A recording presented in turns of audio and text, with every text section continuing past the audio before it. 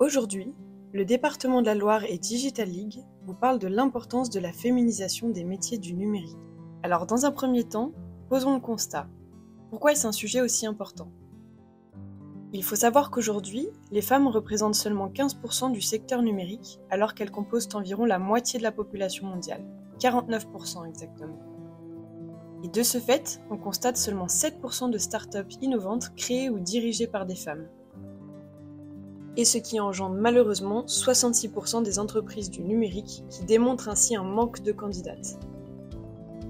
De ce fait, ça saute aux yeux, on relève bien un réel problème de société derrière ces chiffres. En effet, le numérique ne peut pas se faire sans les femmes. Il est présent dans tous les secteurs d'activité. Il représente des métiers d'avenir avec des débouchés et certains niveaux de rémunération. Et les usages du numérique ne peuvent pas être pensés ou conçus en écartant la moitié de la population ou avec des biais de genre. Et c'est pourquoi, d'après l'enquête Epitech menée par Ipsos, nous avons plusieurs points à vous exposer. Le premier point, les préjugés et stéréotypes les plus courants. 76% des lycéens et lycéennes pensent que les métiers numériques sont des métiers masculins. Par ailleurs, 89% des lycéens et lycéennes et 87% de leurs parents pensent que les femmes dans ce milieu sont désavantagées, la plupart du temps à cause du salaire, de l'évolution professionnelle et bien d'autres encore. Il est également mis en avant que 75% des lycéennes pensent que les métiers du numérique sont ennuyeux, solitaires et même complexes. Passons maintenant au second point, l'impact de tous ces biais sur la présence des femmes dans le secteur du numérique. On relève aujourd'hui que 47,4% des élèves en bac S sont des filles, et elles sont plus nombreuses que les garçons à obtenir des mentions bien et très bien au bac.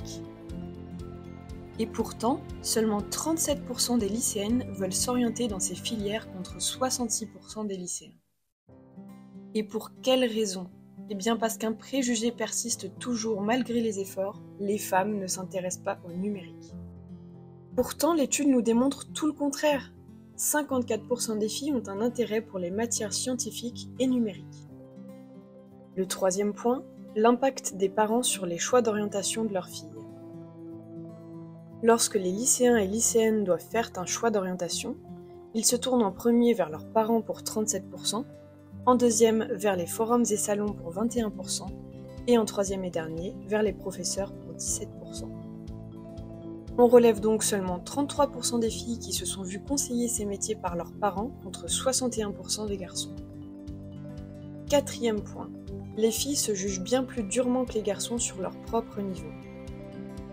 Seulement 43% des filles pensent avoir le niveau pour poursuivre des études dans le domaine contre 78% des garçons selon l'étude. Ici encore, les parents jouent un grand rôle. 51% des parents de filles contre 79% des parents de garçons pensent que leur enfant a le niveau. Encore une fois, pour quelle raison ? Eh bien, ce serait potentiellement la crainte des parents des filles d'un déséquilibre entre vie professionnelle et personnelle. Pour le cinquième point, nous allons voir les conseils de Cécile Decker, anciennement à la direction de l'impact social chez Epitech.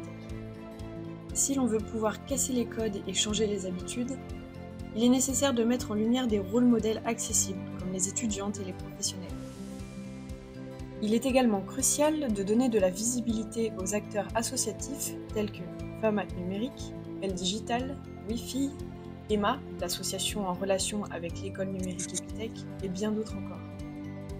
Nous pouvons tous également aider et soutenir les femmes dans leurs choix, prouver qu'elles sont capables de poursuivre dans le domaine qui leur plaît si elles en ont la volonté. Il est également nécessaire d'augmenter la visibilité de ces métiers afin de faire tomber le voile qui maintient leur méconnaissance auprès du grand public, et notamment des jeunes filles. Et bien évidemment, ne pas rester seul. Aller à la rencontre des différents acteurs comme ceux que nous avons vus précédemment. Mais avant tout, sachez qu'il est aujourd'hui possible de se réorienter. Une erreur de parcours n'est surtout pas une fatalité, bien au contraire. En conclusion, nous sommes tous acteurs du changement. Et maintenant que vous avez les clés en main, c'est également à vous de jouer.